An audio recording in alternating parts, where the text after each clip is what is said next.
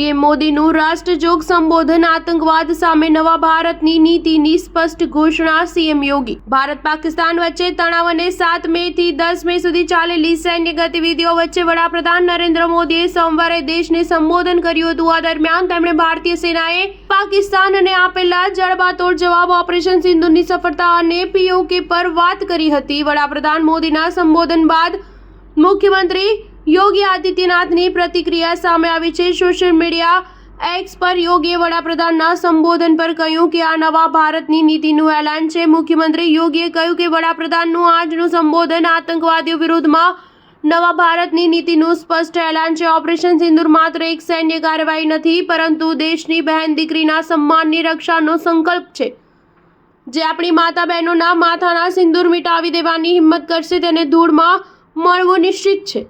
ભારત હવે ચૂપ નહીં બેસે, દરેક વારનો જવાબ દેશે। સેનાને નમન અને વડાપ્રધાનનું રાષ્ટ્રવાદી નેતૃત્વ માટે અભિનંદન। તમામ ભારતવાસીઓ માટે રાષ્ટ્ર જ સર્વોપરી છે। જય હિન્દ। જ્યારે ઉત્તરાખંડના મુખ્યમંત્રીએ પણ વડાપ્રધાનના સંબોધન પર પ્રતિક્રિયા આપી હતી। મુખ્યમંત્રી પુષ્કરસિંહ ધામીએ કહ્યું કે વડાપ્રધાનનું રાષ્ટ્રનું સંબોધન માત્ર સંદેશ નહીં, પરંતુ રાષ્ટ્રની ચેતના અને મજબૂત ભારતની ગર્જનાથી સ્પષ્ટતા, આત્મવિશ્વાસ અને દ્રઢતાથી ભરેલા તેમના મજબૂત સંદેશે સાબિત કર્યું કે આજે ભારત દુશ્મનોને તેમની જ ભાષામાં જવાબ આપવાની ક્ષમતા પણ ધરાવે છે। ભારતે એક નવો ઇતિહાસ રચ્યો છે। આતંકવાદને આશ્રય આપનારાઓને હવે તેમની જ ધરતી પર શોધીને ખત્મ કરવામાં આવી રહ્યા છે। સ્ટાર ન્યૂઝ 7 હંમેશા સચ્ચાઈની સાથે।